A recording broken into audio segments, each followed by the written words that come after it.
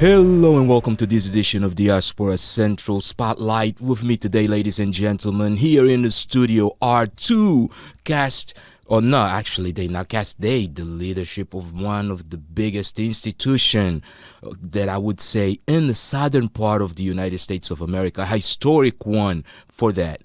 We have Miss Rachel and Aisha, a director, producer, and a choreographer for one of the biggest plays of this season that also helps us celebrate what I would consider the 50 years of hip-hop. And we're talking about a Raparetta. Raparetta. Welcome, ladies. Thank you. We're glad to be here. Yeah. Woo. You guys ready for this big Raparetta? We are ready. Yeah. We're having fun getting there. The Ensemble Theater is in the building. Yes. Yeah, thank you for the blessing. Thank you for being here. Thank you. Yeah, we're gonna have a little bit of a conversation, like get to know you guys a little bit, and also kind of talk a little bit about this play. Yeah, yeah. let's do it. Can we do that? All right, let's start with you, Aisha. How are you? I'm wonderful. How are you today, Gil? I'm great. Listen, I'm just blessed to have you guys here. Really happy, excited, ecstatic. Love it. Yeah, I'm ready to start rap now. Oh, Start come rapping. on, let's hear Oh, there you go. What you got? Yeah, I'm Gil Ingles, and I'm here to say that the Raparetta directors are here Today. Yes, yes. We even got ad libs and everything. I'm like, we're ready for the studio now. No, I'm just messing around. Aisha. Yes. Yeah. Place of birth. Where are you originally from? You know, I was born in a place where people think is not real, but it in fact is a real place. Okay. Arkadelphia. Arkadelphia. See how your face? Yeah. You did the face. You did the face. Yeah. Arkadelphia, Arkansas. Oh, I hate that I know, right? It's a real place. I'm starting to notice that Arkansas has got to arc everything. Yeah. Right? They like they Arkansas, Arkadelphia, That's it. they I think have a Ark Texas or Ark something right in there. Texarkana. Oh, yeah, Texarkana. yeah. Yeah, right. Yeah, That's so right. So there you go. I lived there for 13 days, and then I came to Houston. I just needed to get the Arkansas country water in me, and I came for the city. There you go. Yeah. And this is where you have been. So this is really home This for is you. home, definitely home. Yeah. And what about you? Yeah. How long do you live somewhere before you call it home? So Let me is see. it 20 years? No, less than that. Oh, less than that? Okay, Yeah. well then, I I did- am from Houston. But I can't talk about where I went to high school, so I figured that you disqualifies can. You can. No, Well, you can. You I- can actually talk about where you were born, where you lived for 3 days, and then. I love it. Well, I was born in Missouri. I'm a Midwesterner Indeed. through and through. Yeah. And moved to Houston in '97, and been here long enough to call it home. But Yeah. I do love the Midwest, There you go. Chicago, St. Louis. Mhm. Yeah. Yeah. Rachel. Art. When does it come into your life? Oh, when did art come into my life? I was in a play in 5th grade. That's the Okay. first one that I remember. And I remember being upset that my king was the other students selected to be my king. But I knew that art was in my life when in 8th grade I was cast as a munchkin in The Okay. Wiz. And I Okay. was devastated that I was not Auntie M. I thought the universe is getting ready to stop right here. I cried for like a week. So wait a second. So on the 5th grade, you mad because you're not the king. Well, that my king was the other little Oh, your boy king that it was not- oh, got right. you. I was like, I don't want him to be my king. Got you. Yeah. You know what? But that's okay. All kings are welcome, right? And in Africa, women also can be kings. Oh, love that. Right. Yeah. Culturally, right? So Yes. it's right. So you already had something going, And most of us didn't know. I just found out that too a few years ago. I'm sure I wore him out and was a better at it and all that. No, that is great. But you come from a big family? I do not actually. A big family in the big picture, but my immediate family is just me and my sister. Oh, okay. We have some other siblings that I didn't grow up with, but just me and my sister. And here in the city, it's just me and my husband and our kids. There's no other family here. But but my theater family is family. It's all in how you define it. Yeah, so. we always find, once we find our tribe, they become part of our family, right? I mean, after all, Aisha lives 3 days in Arkansas. Then she comes to Houston, finds her tribe, and I'm just poking fun. Aisha, so let's talk a little bit about you. Yes. Dance and choreography, right? Mm-hmm. Yeah. How does that even initially come into your life? You know, I've been dancing as long as I could remember. I mean, you know, as an infant, especially in an African-American family, yes, they turn on the music. As soon as you can crawl, you're on the floor moving around. Right. So it's just been a part of how we lived. I actually thought that in all households that all the kids danced and sang. That's what I really believed, because we had like things in my garage, and my dad would have the music going and the microphone happening, and we would all, my mom, dad, and I would just dance together. Okay. We just sing together. So it was a game to me. And then I later on realized, oh, this is like a profession. People do this for a living. I just thought it was fun. So, but I've been dancing all my life. You know, at daycare centers, I choreographed something when I was about 11 years old for like this show called Putting on the Hits. Oh, great! Here we go. Right, so it's just been a part of my life. No, you can't just say putting on the heats and then move on. You got to give us a little bit of what the show was about, right? Well, it was a national show, but they had a version of it here in Houston. Yeah. And there was a place called Fame City back in the day, and they took all the kids there, and we performed, and we did Salt and Pepper's Push It. Oh, wow, okay. And we won first place. There you go. From your choreography. Yes. We had a DJ in the back, and then we had dancers. Oh, great. And we got these outfits from Fiesta, these little plastic leather outfits with these big earrings on. Right. It was epic. So beautiful. Now, did you guys actually call yourselves like Salt, Pepper, and Spinderella, or you guys use different names? I don't even think we had names. Right. I don't even remember us having names. But you definitely knew who you wanted to be at that point in time. It was still a game. It was all this was a game to me. Yeah. So eventually, that becomes something that you see as serious as. And when does that happen? Yeah, I came to the ensemble theater because one of the actors at the time was friends with my bonus mom, and I was singing in the shower. Yeah. And he heard me singing in the shower, and he said, "You should come to this place with me." I didn't really know what he was talking about, and I came and I sang "My Funny Valentine," and then I got into Christmas is Coming Uptown. Yeah.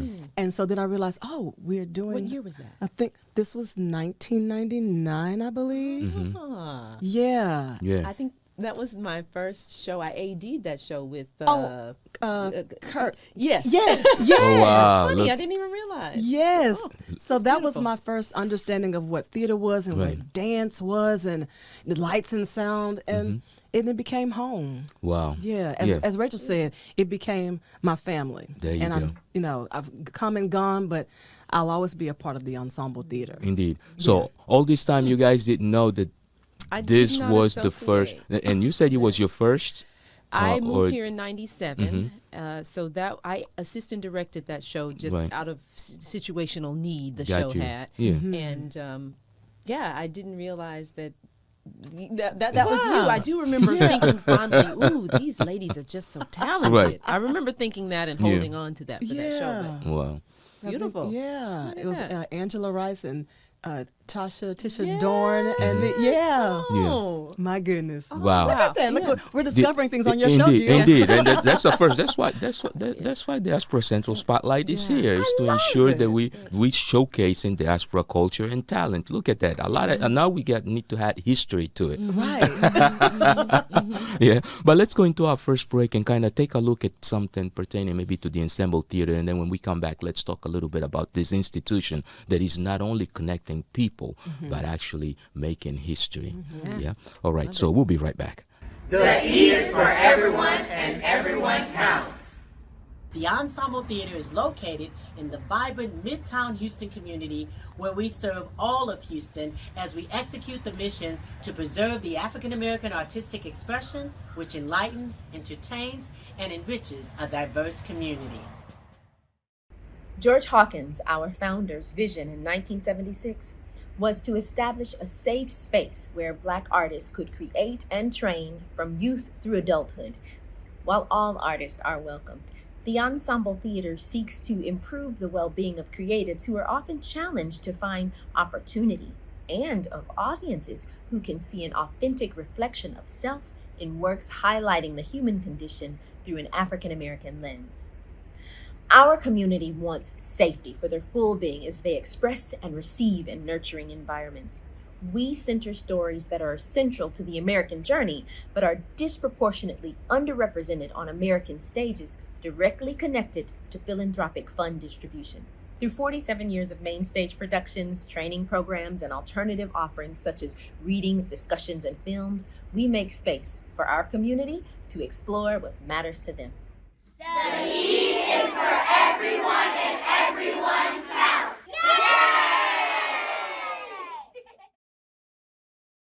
And we are back. If you just joined us, you're now tuned into Diaspora Central Spotlight, and my guests today, Rachel and Aisha from the Ensemble Theater. Yes, we're talking about historic institutions to the city of Houston, the state of Texas, or the southern part of the United States of America. Culture, family, finding your tribe. Yes. Right. We just had a brief moment here where you guys realized that, oh, wow. We worked together 25 years ago. 25 years. Probably a little bit more, but we'll move on. Oh. I mean, one thing for sure, at that time, she had already figured out that she was no longer Salt and Pepper or Spinderella. Yeah, she had already danced away from what is it? What's the Arkansas? Putting on the hits. Yeah, putting on the hits. But let's talk a little bit about the Ensemble Theater. One, let's probably start from the perspective of its importance to the city, right? From its intellectual importance to the culture. Right. Yeah. You guys have been a solid pillar in the southern part of this country, right? Become the cloth of the artistic Southern America. Right. We're one of the oldest, longest running, consistently running black theaters in the Southwest. And one of only 8 theaters in the United States, 8 black theaters in the United States that owns its own space, which is a feat within itself, just property ownership. Definitely. And the way that philanthropic dollars are disseminated. Right. We get such a small portion compared to what's available in the world. So to own your own space and to have been doing shows consistently, even through COVID, we were putting things up. Oh, wow. Since 1976, so we're in our 47th season.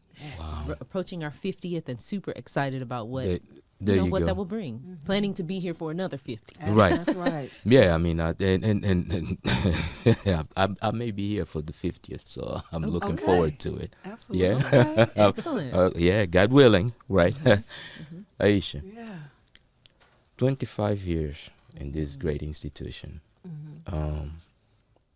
Finding your tribe there. You said you walked in and never left. Yeah. Yeah. What kind of held you to this institution? You know, it's been a place of learning not only the craft but yourself, and then having a family and a nurturing environment for people to want to see and be a part of your artistic progress. Right. And so it's really an investment on our community. And from my experience, it's where can you go where people are looking at you culturally and understanding you culturally, and then saying, hey, I'm going to take what you have. I'm going to help you. I'm going to grow you. I'm going to be there every step of the way, however you need me, whenever you need me. We're all focused on the goal, which is creating art. Gotcha. Whatever that looks like, in our own voices, you know, because our stories are often now told, but told in from a different lens. Indeed. But we are telling our own stories, our own African American sounds, words, dialect is in the forefront. So it's the Ensemble Theater has been really great in the learning and growing and nurturing me. Indeed. You know, I love it. Yeah. And the reality is, right, Aisha, part of that learning and growing and nurturing is we fully expect folks will go away, will do other things, will experience other spaces, but they know that they can come home. Right. And that they will be welcomed, and their craft will further together, be nurtured and embraced. Indeed. So going out, and then the fact that we're reflecting our community, right? I think that we do a good job of saying various portions of our community are welcomed into the space. Indeed. And we can hold space for many. Right. Right. Yeah. Indeed. Yeah. I mean, we're looking at diversity, right? We're looking at a sense of even understanding economics, right? You mentioned the philanthropic dollars that come down and the consistency that you guys have held. How difficult or challenging has that been, and how have you guys been able to manage some of these challenges? You're right. It is challenging in that we know that of 100% of philanthropic dollars, there's research that says some small amount, like 20% or something, it might be smaller than that, goes to culturally specific organizations. Okay. And I think it's smaller than 20, but so imagine then what percent of it goes to African American organizations. So that can be a challenge, but our community is really supportive, right? So that has been a blessing, right? Even through COVID, when a lot of theaters shut down, we continued producing art, creating spaces for artists to do their craft, because we knew that was part of that mental health to push them forward, right? Definitely. Keep folks healthy. Indeed. Yes. And then we knew our community still needed that space to enjoy art. So we feel like the community is really a great support in terms of that challenge. Indeed. Right? Yeah. So, socially, one of the pillars for the city, hands down, granted. Yeah. I mean, for the region, granted. Rap or hip hop music, right? It's now become this pinnacle of pop culture. Yes. Yeah. You start with putting on the hits, play, right? And to me, hip hop is what made America feel like home. Ooh, yes. Right? Because of the percussion in it. Yes. It was hip hop and go-go music. Absolutely. See, I was in DC to the point that the first time that I go to Washington DC, to the city to take a look at the museums and everything else, I didn't see any of them. I stayed outside, and what I was watching were the go-go groups of kids playing go-go music on the buckets. Right? That's beautiful. My family went around. Where they left me is where they found me, and this was probably 4 or 6 hours later, right? And my uncle was like, "You should have come and seen it." Da, da, da. I was like, "Well, I was there. I just stood there, right, just watching it."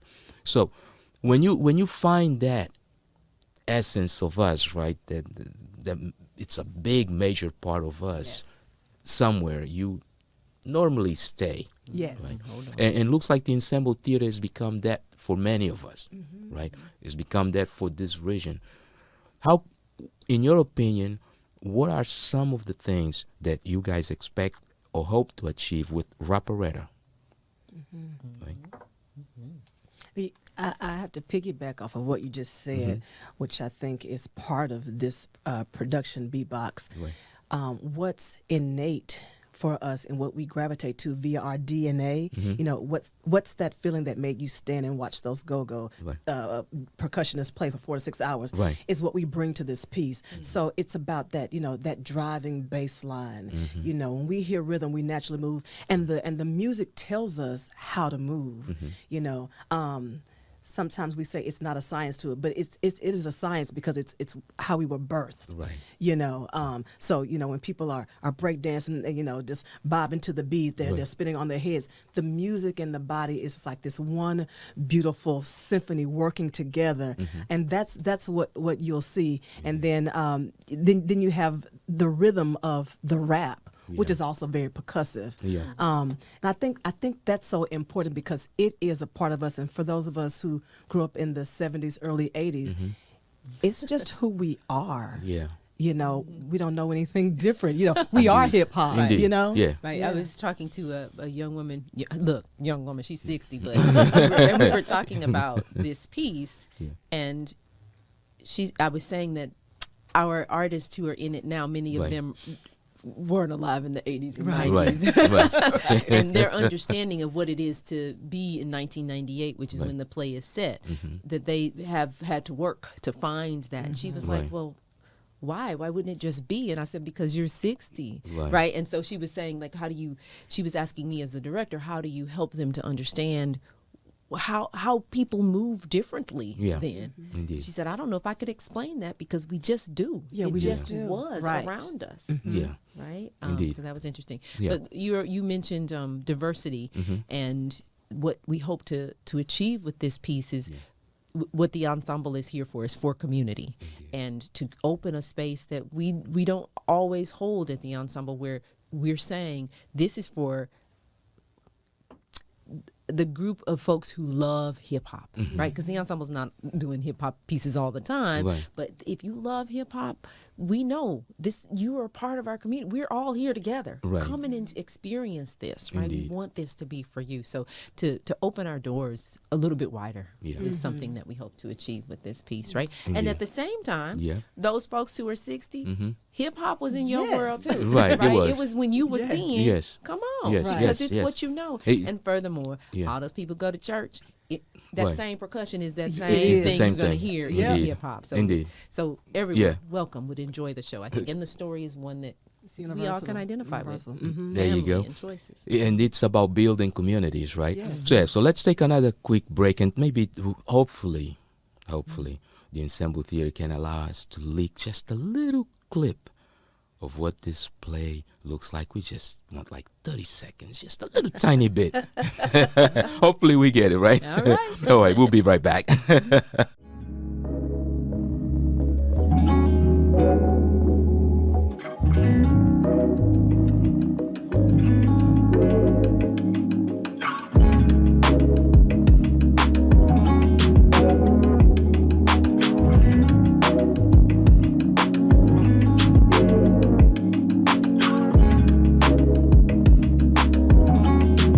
The E is for everyone. The E is for everyone. The E is for everyone, and everyone counts. The Ensemble Theater, where the E is for everyone. And we're back. If you just joined us, you're now tuned to Diaspora Central Spotlight. Yes, today we have the artistic leadership of Beatbox Raparetta. This show, just the name in itself, it's like a star. Right? It's here to stay. It's here to stay. Now, hopefully we can get a little bit of what can I say? Not a little bit, but I really mean to say a lot of recognition for the effort that is going into this. One, and I could notice already that you guys have a cross-generational cast in this, right? But before we get into that, I want to go back to something that I think it's important for this. At what stage in your lives, and what triggered you from from the stage of just being a performer into the stage of actually an artistic leader in whatever field you're in? Well, as an actor, where I began, you have to do a little bit of everything. So when you're not acting, you can work. Right. So most of us have other skill sets in the craft that you bring forward. So I, though, as the director of operations now at the theater and then directing this piece, joined the artistic leadership at the theater itself in 2018 as part of a program to uplift female leadership. So I'm really grateful to Eileen Morris, the artistic director, who through an interview process selected me to be that junior leadership in order to grow me. Right. But it has been a journey of learning, and I think I've always been on this path of leadership, no matter what I was doing, whether it was teaching math or calculus, as we talked about, or whether it was working with kids. And we have a big artistic team, so it's not just Aisha and myself. I'm director, she's choreographer. We've got a composer who created a lot of the beats for us. Adrian Washington. He's functioning as our sound designer. And then we have Joe Palmore, who is kind of our lyricist and the assistant director who helps with the language. And then there's a slew of other folks, but the four of us have really been the core team to get this propelled to where it is right now. Yeah, it's the power of the collective that makes it great, right? It's the power of the collective. So in your case, Aisha, what was that point in which you decided, what was that in your life that took you from just being a dancer or someone that basically enjoys music? Yeah. Too? Well, I have always done all of the things, if you will. So I do musical theater. There you go. And so actually someone saw me dancing somewhere and said, she can do this, just bring her in. Everything I've actually done has really just kind of been someone calling me forth, and I don't, maybe they saw something in me, I'll say that. Yeah. And I did not realize it, but I said yes, and it has brought me to so many places. So before I knew I was a choreographer, they knew I was a choreographer. There you go. But again, using my musical theater background, I bring all of that knowledge, all those skills to the table. I'm also an arts educator. I have a master's in education, so I educate young people as well. And in the space as administrators, you use all of those tools, all of those problem-solving tools. So yes, there's one side that's the art. There's another side that's business. There's another side it's called peopling. How do we deal with people and personalities? All that comes online so that we can work together to put on a wonderful show. Indeed. It's about that power of representation, right? Yeah. You mentioned about the mentorship of women, the schooling system even today now that tends to represent those things, as is institutions also are now becoming driven to represent those things. Now, when it comes to the ensemble theater, of course, that community is the essence of what it is. Oh yeah. Right? Especially for a place like Houston, Texas, right?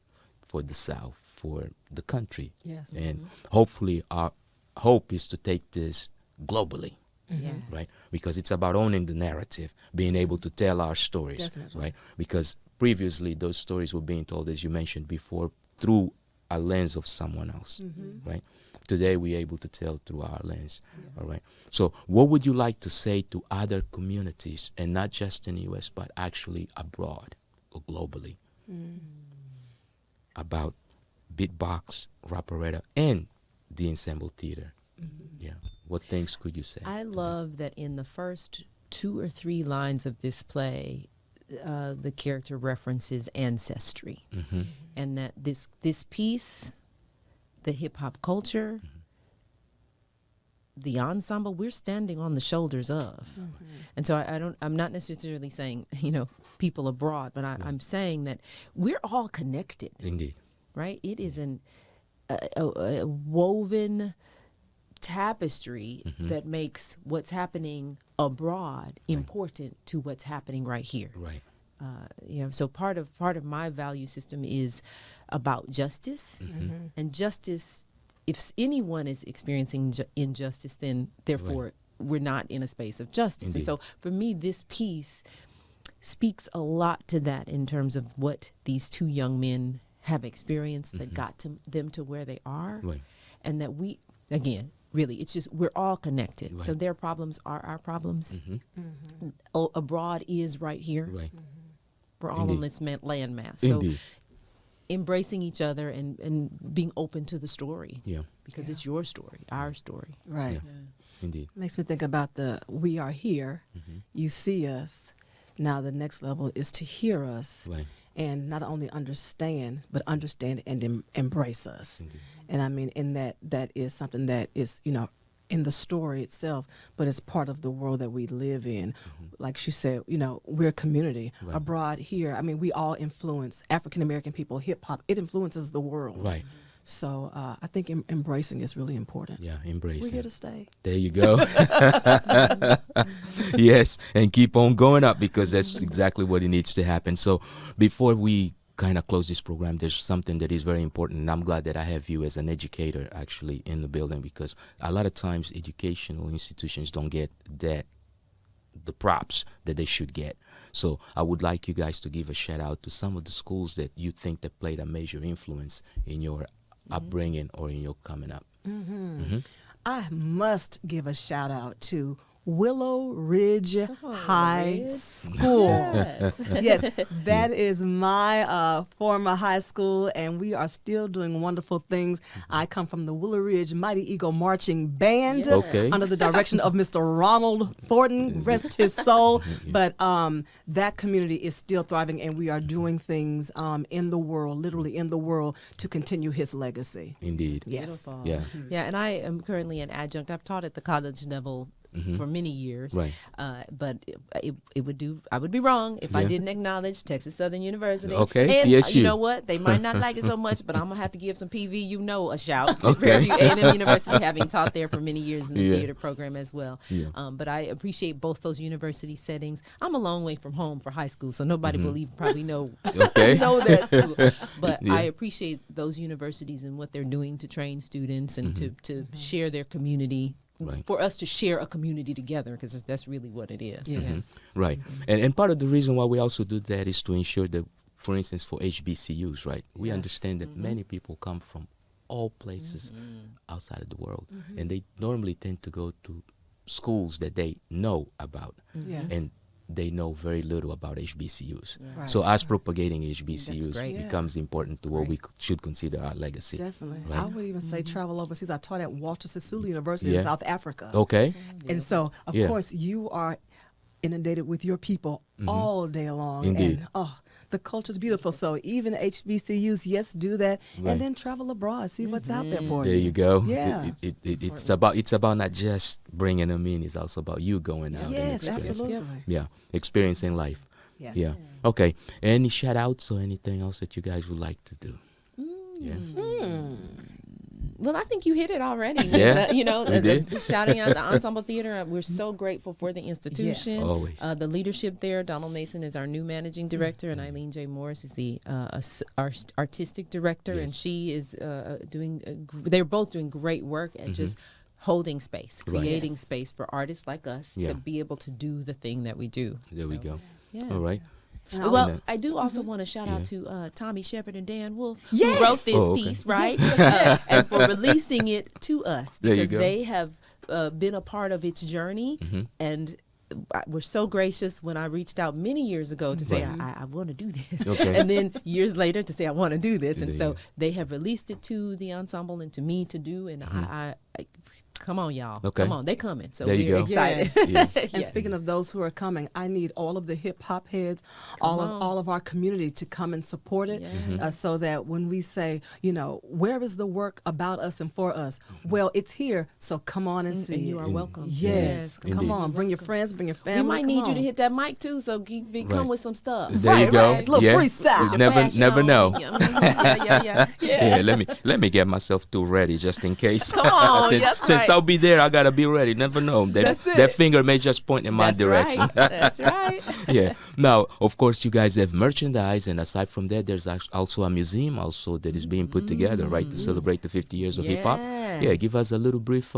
So we are super excited that our marketing team, led by Missy Shani, is creating a hip hop museum that will be available during the run of the show. We open March 22nd and close April 14th. And when you come to see a show, you can enjoy the museum, who will highlight East Coast, West Coast, and fashion and graffiti. I mean, all of the elements of hip hop and the areas in the world of hip hop.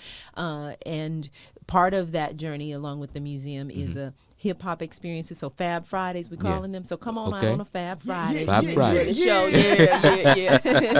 where you'll get to enjoy a community group or a community artist. Someone will come in and share their piece of the craft on those Fridays. And there you go. Like you said, we might point at you to come on to the mic. Never know. I'm telling you, I'll be there, and I'll be there ready every single time, just in case. Deal with the freestyle. All right. Maybe I'll eventually close with a beatbox. Come on, come do it. Yeah. I feel like you should do it now. Right, I I'm should ready. do it now. Come on, hit all right. it. So Go, Gil. Go, Gil. Go, Gil. Beatbox Raparetta. Yes, come on. Listen, it's been a great pleasure having you guys, man. It's been a lot of fun. Yeah, thank you so much. No, definitely indeed. And we're looking at March 22nd through April the 14th. Yeah. Yes. And the Ensemble Theater normally opens how many days a week and what times? We are open Tuesday through Friday. You can come anytime. Just call me, right? There you go. But our box office opens at 11, closes at 5 during Tuesday through Friday, and then Saturday, Sunday at 2 hours before showtime. I think the folks are there to pick up the calls. If you, There you go. Yeah. And also there are opportunities probably to do private showings, correct? Yes, if Okay. that's something you're interested in, you reach out to the box office and they'll direct you to the right folks to make that happen. Okay, got that going Buy on. the house out. There you go. That's the whole purpose. Bring those Bring somebody. Bring Yeah. the neighborhood. That's it, Yeah. yeah. Churches. Everybody bring in. Absolutely. Yeah. Let's kind of create a collective of children and parents, grandparents. Let's celebrate this culture that today is taking many of us from the hood into the biggest. I mean, honestly, just thinking about it, we today probably at the highest economic capacity that we've ever been. Definitely. And part of it has been thanks to hip hop. Yep. Yeah. Right? Let me say it. So definitely we need to celebrate the moment. Anything else that you guys would like to say or add at all? It's a story for everyone, story. not just those who love hip hop. It's a story about family, about brothers, about making choices, and every human being on this planet has to make a choice at some point. So we hope that folks come out and enjoy it. All right. Yeah, Keep the legacy alive. indeed. All right. So we hope that you took the few minutes out of your busy life to make the choice of joining us for this few minutes. Also make that choice to join us at the Ensemble Theater because it's something definitely not to miss. So March 22nd through April the 14th. We hope to see you there. Let's have fun. Let's celebrate hip hop. Beatbox Raparetta. Thank you very much. Till next time. Peace.